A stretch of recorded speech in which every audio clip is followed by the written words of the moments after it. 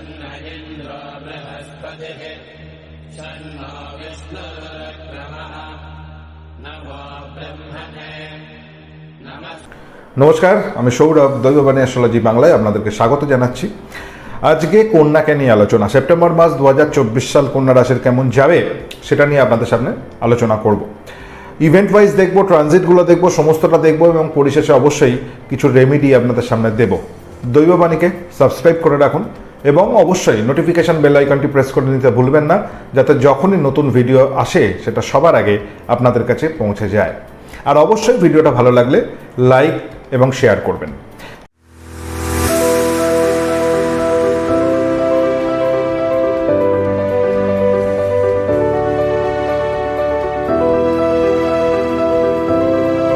চলুন এবার দেখে নিই ট্রানজিটগুলো। প্রথমেই দেখব রবির ট্রানজিট। 16 তারিখ ট্রানজিট নিচ্ছে। 16 তারিখ রবি সিংহ রাশি ছেড়ে দিয়ে কন্যা রাশিতে প্রবেশ করছে। বুধের ট্রানজিট রয়েছে। বুধ 4 তারিখ সিংহ রাশি ছেড়ে দিয়ে কন্যায় প্রবেশ করবে। কন্যা রাশিতে বুধ তুঙ্গি হয়। শুক্র ট্রানজিট রয়েছে। শুক্র 18 তারিখ ট্রানজিট নিচ্ছে। শুক্র কন্যা ছেড়ে দিয়ে তুলায় যাচ্ছে এবং এই শুক্র কন্যাতে কিন্তু নিচস্থ ছিল এতদিন। 18 তারিখের পর থেকে সে আবার কিন্তু নিচস্থ ভাব ছেড়ে দিয়ে তুলায় চলে যাচ্ছে। এই তিনটে প্ল্যানেটের ট্রানজিট রয়েছে। মূলত যে প্ল্যানেটগুলো ট্রানজিট নেই সেগুলোর কি অবস্থান আকাশের গায়ে সেটা দেখে নেব। শনির কোনো ট্রানজিট নেই। শনি কুম্ভে অবস্থিত হয়ে থাকবে বক্রী অবস্থায়। রাহুর কোনো ট্রানজিট নেই। রাহু মীনে অবস্থিত হয়ে থাকবে। কেতুর কোনো ট্রানজিট নেই। কেতু কিন্তু কন্যাতেই অবস্থিত হয়ে থাকবে। বৃহস্পতির কোনো ট্রানজিট নেই। বৃহস্পতি বৃষতে অবস্থিত হয়ে থাকবে। মঙ্গলের কোনো ট্রানজিট নেই। মঙ্গল কিন্তু মিথুন রাশিতে অবস্থিত হয়ে থাকবে। এবার দেখব ঘটনা প্রবাহ। এই ট্রানজিটগুলো আপনাদের জীবনে কিভাবে এফেক্ট ফেলবে। কন্যা রাশি বা কন্যা লগ্নের যারা জাতক বা জাতিকা আছেন, শরীর স্বাস্থ্য নিয়ে কিন্তু ভোগান্তি চলছিল। ধীরে ধীরে শরীর স্বাস্থ্য ঠিক হওয়ার জায়গায় যাচ্ছে। বুধ যখনই আপনাদের রাশিতে আসবে ধীরে ধীরে আপনাদের শরীরকে ঠিক করতে শুরু করবে। আবার একটা নেগেটিভ হতে পারে, দ্বাদশপতিটা যেহেতু আপনাদের রাশিতে বা লগ্নে আসবে, অর্থাৎ রবি যখন আপনাদের রাশি বা লগ্নে আসবে, সে কিছু না কিছু সমস্যা অবশ্যই দেবে। এর সাথে সাথে সপ্তমে রাহু, ষষ্ঠে শনি বক্রী। ষষ্ঠে শনি সাধারণত বক্রী অবস্থায় থাকলে সে ক্রনিক ডিজিজকে বৃদ্ধি করে। এবার শনির ডিজিজ জেনারেলি হাড়ের যন্ত্রণা, ব্যথা, বেদনা, কোমরে ব্যাক পেন ইত্যাদিকে নিয়ে আসে, হাঁটুর ব্যথা, তো সেইগুলোই আপনাদের হবে স্বাভাবিকভাবেই।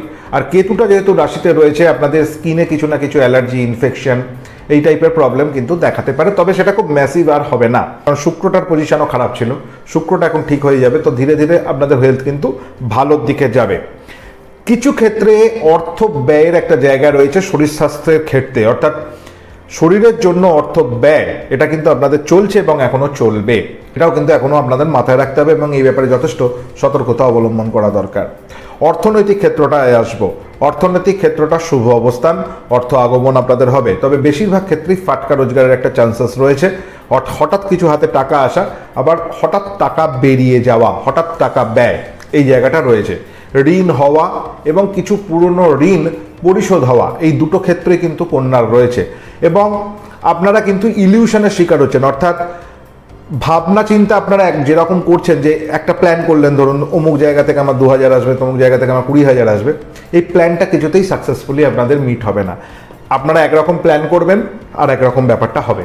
তাই এই সময়টা খুব বিরাট প্ল্যানিং না করে একটা ছেড়ে দিতে হবে ঈশ্বরের হাতে, যেটা হবার হবে, এরকম একটা ভাবনা চিন্তা এই মাসটায় অন্তত আপনাদের। আমি জেনারেলি খুব প্ল্যান করাতে বিশ্বাস করি, কিন্তু এই মাসটা আমি কন্যার জন্য বলবো যে এখন ছেড়ে দিন। ঈশ্বর যেটা করবেন ঈশ্বরের উপর ভরসা রাখুন আর নিজের কর্মের উপর ভরসা রাখুন, এই দুটোর দিকে ভরসা রাখুন। খুব বেশি প্ল্যানিং করবেন না ইকোনমিক সেক্টরটা, কারণ এখন আপনাদের প্ল্যান কিছুতেই কাজ করবে না। এবার আসবো কর্মজগৎটা। কর্মজগৎটা মোটের ওপর তো শুভ, খুব নেগেটিভ কিছু বলার নেই, কিন্তু এর যখন ভাগগুলো করবো, অর্থাৎ চাকরি ক্ষেত্র, ব্যবসা, পেশা, এইগুলোকে দেখবো, তখন কিন্তু কিছু ডিফারেন্স লক্ষ্য করা যাবে। যেমন প্রথমে চাকরি। 6th হাউসে শনি বক্রী অবস্থায় রয়েছে। আপনাদের কিন্তু চাকরি ক্ষেত্রে বাধা বিঘ্নের সম্মুখীন হতেই হচ্ছে। চাকরি পাওয়ার ক্ষেত্রে বাধা, চাকরির যোগাযোগে বাধা, কর্মজগতে লেটে পৌঁছানো, বারবার লেট হয়ে যাওয়া, একটা কাজ করতে চাইছেন কিছুতেই হয়ে উঠছে না, কোনো একটা ব্যাপারে কারোর সাথে যোগাযোগ করতে চাইছেন, যোগাযোগ হয়ে উঠছে না, ব্লকেজ ফিল হওয়া, এই জাতীয় সমস্যা কিন্তু চাকরি ক্ষেত্রে, যারা চাকরি বাকরি করেন তাদের ক্ষেত্রে রয়েছে। বেশ কিছু ক্ষেত্রে আপনাদের অফিসের কলিগ বা আপনারা যারা সহকর্মী, তাদের থেকে একটা ডিস্টেন্স বা আপনারা ঠিক মিশতে পারছেন না, অফিসের পরিবেশ বা পরিস্থিতিটা এমন, এরকম একটা জায়গা কিন্তু হতে পারে। আপনারা নিজেদেরকে কিন্তু একটা জায়গায় একটা আলাদা কর্নার করে একটা ব্যাপার থাকবে, মেন্টাল ফিলিং হবে। অন্য কেউ খুব একটা করছে এমন নয়, কিন্তু আপনাদের মনে হবে আপনারা যেন একটু কর্নার হয়ে যাচ্ছেন সোসাইটি থেকে, অফিসের যে পরিবেশ সেখান থেকে। এই জায়গাটা কিন্তু বিশেষ ধ্যান দিতে হবে আপনাদের, না হলে কিন্তু আপনারা ঠিক মিশতে পারবেন না। আপনারা যদি না মিশলে আপনাদের কাছে অপরচুনিটি আসবে না, তো এটা খেয়াল রাখতে হবে। ব্যবসা যারা করছেন তাদের ক্ষেত্রে রাহু রয়েছে সপ্তমে, হঠাৎ কাস্টমারের আগমন, কাস্টমার বৃদ্ধি হয়ে যাওয়া, কিন্তু ইলিউশন, রাহু ইলিউশন তৈরি করে। যেটা আপনারা এখন পাচ্ছেন সেটাই সারা জীবন পাবেন এমন নয়, তাই হ্যাবিট করে ফেলবেন না। আজকে ধরুন আপনারা 100 জন কাস্টমারকে ডিল করছেন একদিনে, এমন হতেই পারে এক মাস বাদে, 2 মাস বাদে, 5 মাস বাদে আপনাদের কিন্তু 10টা কাস্টমার ডিল করতে হবে হয়তো দিনে। কোনোদিন হতেই পারে কোনোদিন কোনো কাস্টমারই এলো না। রাহু এই প্রবলেমটা তৈরি করে। আপনারা যদি 100টা কাস্টমার আসছে বা 10টা কাস্টমার আসছে, এই যে বিষয়টা, এটাকে যদি আপনাদের হ্যাবিটে হয়ে যায়, ব্যবসা যারা করছেন, যে প্রতিদিন আমি দোকান খুলবো বা প্রতিদিন আমি ব্যবসায় যাব, আমার এই পরিমাণ সেল হবে, এটা কিন্তু রাহু কিছুতেই ফিক্সড করতে চায় না। রাহু বারবার এখানে আইদার বিরাট নিয়ে আসে, নইলে কমিয়ে দেয়, বন্ধ করে দেয়। তাই মেন্টাল একটা প্রবলেম কিন্তু তৈরি করে। আপনারা হয়তো একরকম অর্থ রোজগার করছেন ব্যবসা থেকে, হঠাৎ করেই দেখবেন অর্থটা কমে গেল, থমকে গেল, আপনারা তো লাইফস্টাইলটা বেড়ে গেছে, আপনারা কিছুতেই কিন্তু মিট করতে পারবেন না আপনাদের অভিষ্ট লক্ষ্যে। তো খেয়াল রাখতে হবে, সপ্তমস্ত রাহু যতদিন রয়েছে আপনারা আপনাদের রোজগার অনুযায়ী হঠাৎ করেই লাইফস্টাইলকে বৃদ্ধি করবেন না। হতেই পারে আপনাদের 1-2 মাস কিন্তু ডাউনফল হতে পারে, তখন কিন্তু বিপদ হয়ে যাবে, এটা খেয়াল রাখার দরকার থাকবে। আর ব্যবসা ক্ষেত্রে লোন, ব্যবসা ক্ষেত্রে ঋণ, এই জাতীয় প্রবলেম কিন্তু আসতে পারে। প্রবলেম বলবো না, কিন্তু এই টাইপের সুযোগ যদি আপনাদের পজিটিভ থাকে তাহলে সুযোগ, কিন্তু এই বিষয়গুলো আসবে, অর্থাৎ ঋণগ্রস্ততার একটা যোগ রয়েছে ব্যবসা ক্ষেত্রে বিশেষ করে।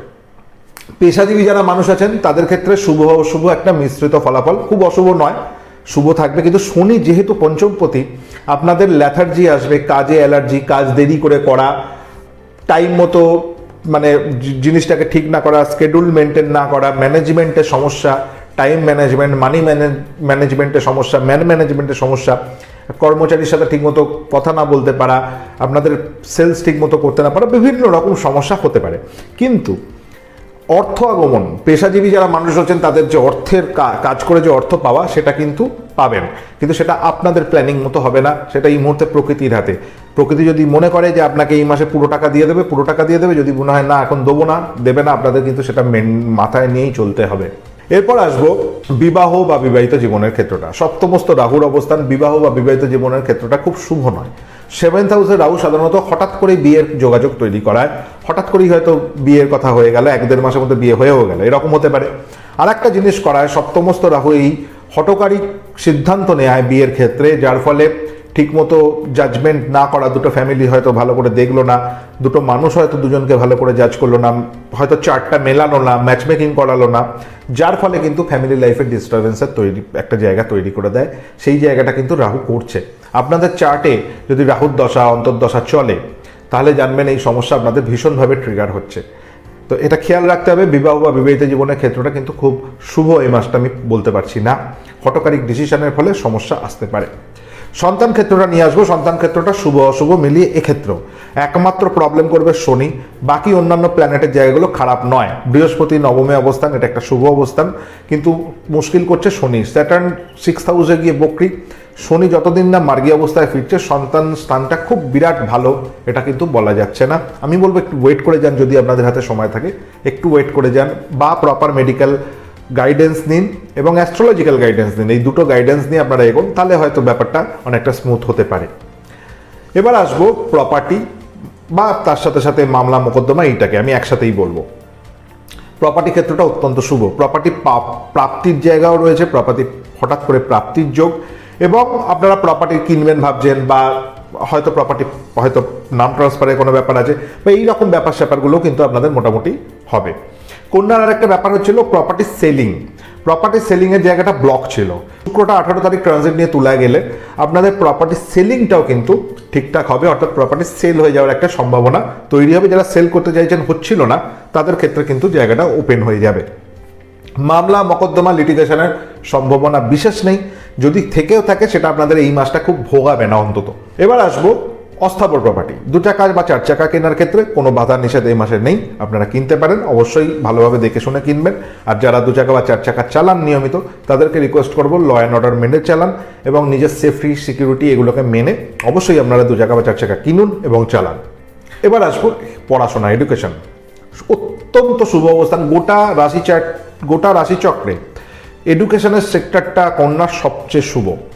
বৃহস্পতি নবমে, চতুর্থ ভাবের অধিপতি নবমে, 9th হাউসটা হায়ার স্টাডিজ, 4th হাউসটাও প্রাইমারি এডুকেশনের জন্য ধরা হয়, তার সাথে সাথে 5th হাউসটাও ধরা হয়। 5th হাউসের প্ল্যানেটটা একটু 5th হাউসের শনি একটু বক্রি হয়ে ষষ্ঠে আছে, এটা একটা প্রবলেম, কিন্তু ওভারঅল অত্যন্ত ভালো অবস্থান রয়েছে বৃহস্পতি নবমে থাকা, এবং সেটা আপনাদের কিন্তু এডুকেশন সেক্টরে ভালো জায়গা নিয়ে আসবে। যেসব বাচ্চা পড়াশোনা করছে তাদের পড়াশোনা হবে। বুধটাও রাশিতেই চলে আসবে, তুঙ্গি অবস্থায় যাচ্ছে। বুধও ভীষণভাবে ইম্পর্টেন্ট একটা প্ল্যানেট পড়াশোনার জন্য, সেও কোন পাওয়ারফুল সেক্টরে আসছে। তো স্বাভাবিকভাবেই আপনাদের পড়াশোনা, বাচ্চাদের পড়াশোনার জায়গাটা ভালো হবে, মেমোরি পাওয়ার বৃদ্ধি পাবে, তার সাথে সাথে হালকা কিন্তু চঞ্চলতাও বৃদ্ধি করবে। রাশিতে বা লগ্নে বুধ বা ছোট বয়সের বাচ্চাদের চঞ্চল করে, বড় হয়ে সে ধীর হয়, কিন্তু ছোট বয়সে সেই বাচ্চা চঞ্চলতা একটা থাকে, তার মধ্যে ভীষণ চঞ্চলতা প্রবণ দেখা যায়। তো সেই চঞ্চলতাটা থাকবে, কিন্তু ওভারঅল বাচ্চাদের কিন্তু পড়াশোনাটা হবে। আপনাদের বড়দের গার্জেনদের উচিত এই সময়টা তাদের একটু গাইড করা, ঠিকমতো গাইডেন্স দেওয়া, যে ভবিষ্যতে তারা কি হতে চায় বা কি হতে পারে, সেই অনুযায়ী তাদের সামনে একটা প্রপার প্ল্যান রাখা, অ্যাস্ট্রোলজিক্যাল সাপোর্ট নিয়ে সেই প্ল্যানটা রাখা, যে ভবিষ্যতে এই মানুষটার কোন দিকে, এই বাচ্চাটার কোন দিকে তার জার্নি রয়েছে, কোন দিকে তার ফেট বা ডেস্টিনি তাকে কোন দিকে নিয়ে যেতে পারে। তো সেটা দেখে নিয়ে আপনারা যদি বাচ্চাটাকে এই মুহূর্তে একটা প্রপার ব্রড পিকচার দিতে পারেন, দেখবেন আপনাদের বাচ্চা অনেক ভালো রেজাল্ট করছে। এই হলো মোটামুটিভাবে আলোচনা করলাম কন্যার ওভারঅল বিষয়টা। এবার আসবো প্রতিকার। 2টো প্রতিকার আমি দেবো। 2টো প্রতিকার, তার মধ্যে একটা হচ্ছে বুধের প্রতিকার, গ্রহ মন্ত্রের প্রতিকার। এই মন্ত্রটা আপনারা জপ করুন, নিয়মিত স্ক্রিনে দেখতে পাচ্ছেন, 108 বার করে জপ করুন। এটা আপনাদের মেমোরি পাওয়ারকে বৃদ্ধি করাবে, বুধের যে নেগেটিভ এনার্জি সেটা কেটে যাবে, বুধের পজিটিভ এনার্জি আপনাদের মধ্যে আসবে, আপনাদের জীবনে এনার্জি ফিরে আসবে, বুদ্ধির অ্যাপ্লাই করতে শিখবেন আপনারা, মেমোরি পাওয়ার বৃদ্ধি পাবে, কথাবার্তার উপর আপনাদের সংযত হওয়ার ব্যাপার থাকবে, কথাবার্তা আপনাদের খুব বুদ্ধি করে কথা বলার একটা জায়গা খুব সুন্দরভাবে হবে, বিশেষত বাচ্চাদের ভীষণ হেল্প করে। তার সাথে সাথে আমাদের যে একটা মানুষের সাথে ইন্টারাকশন, একটা মানুষের সাথে যে কথাবার্তা বলা, যোগাযোগ, এই নেটওয়ার্ক, এইটাও কিন্তু মার্কারি আপনাদের হেল্প করবে, এবং এই বুধের মন্ত্র বিশেষ করে আপনাদের হেল্প করবে। আপনাদের রাশি চার্টে যদি বুধ নেগেটিভ থাকে, বুধ শনিযুক্ত, রাহুযুক্ত, রাহু নক্ষত্রে রয়েছে, রাহু যুক্ত অবস্থায় রয়েছে, নিচস্থ অবস্থায় রয়েছে, আরও নেগেটিভ যেসব জোন আছে সেসব জায়গায় যদি মার্কারি পড়ে গিয়ে থাকে, তাহলে অবশ্যই বুধের মন্ত্র জপ করুন, এবং বাচ্চারাও যারা রয়েছে তাদেরকেও করান, কোনো অসুবিধা নেই। দেখবেন আপনাদের বাচ্চাদেরও পড়াশোনার দিকটা ধ্যান দেওয়া, পড়াশোনার দিকটা ঠিকঠাক হবে, আর আপনাদেরও অনেক ভালো কাজ দেবে এই বুধের মন্ত্র। এর সাথে সাথে এই মাসে মা লক্ষ্মীর উপাসনা করুন। যেসব মানুষ ব্যবসা করছেন, চাকরি করছেন, কর্মজগতের মধ্যে আছেন, বা বাড়ির যারা মহিলা, যারা সংসারকে টানেন বা সংসারের পুরো লোডটা নেন, তাদের জন্য মা লক্ষ্মীর উপাসনা করুন। মা লক্ষ্মীর মন্ত্র আপনারা স্ক্রিনে দেখতে পাচ্ছেন, জাস্ট মা লক্ষ্মীকে ডাকুন, মা লক্ষ্মীর জপ করুন, এবং মন থেকে মা লক্ষ্মীর কাছে নিজের আর্জি জানান। মা লক্ষ্মীর আশীর্বাদ যদি আপনারা লাভ করতে পারেন, জীবনে আর কিছুই প্রয়োজন হয় না, সব প্রবলেম কেটে যায়। তো মা লক্ষ্মীর উপাসনা করুন, মা লক্ষ্মীকে ডাকুন, তার সাথে সাথে বুধের যে মন্ত্র রয়েছে এটাও আপনারা জপ করতে থাকুন। এই 2টো রেমেডি আপনাদের কিন্তু প্রবলেম থেকে কাটাতে সাহায্য করবে।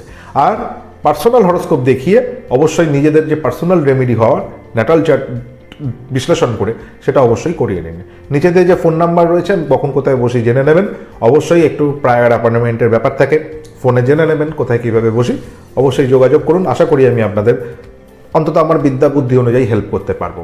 আর একটা অ্যানাউন্সমেন্ট ছোট করে রাখি, জ্যোতিষের ক্লাস চালু হয়েছে, আমি নিজের হাতে কলমে পড়াই, সার্টিফাইড কোর্স, অবশ্যই বেসিক টু অ্যাডভান্স, যা মনে প্রশ্ন, যা মোটামুটিভাবে জ্যোতিষে শেখানো সম্ভব আমি আপনাদের শেখাই। তো হাতে কলমে শেখাই, আপনারা দেখতে পারেন। যদি মনে হয় জ্যোতিষ শেখার প্রয়োজন রয়েছে, ইচ্ছে রয়েছে, যোগাযোগ করবেন নিচের ফোন নাম্বারে। ক্লাস এই সেপ্টেম্বর মাস থেকেই চালু হচ্ছে, 8 তারিখ থেকে ক্লাস চালু হবে। চেষ্টা করছি এটাকে অফলাইন রাখার, আমি অনলাইনে খুব একটা বিশ্বাস করি না, আমি চেষ্টা করি সামনাসামনি কথা বলে পড়ানো। যদি মনে হয় শিখবেন, যোগাযোগ করুন, সিট কিন্তু মোটামুটিভাবে ফুল, তো চেষ্টা করবেন তাড়াতাড়ি করে যোগাযোগ করিয়ে না।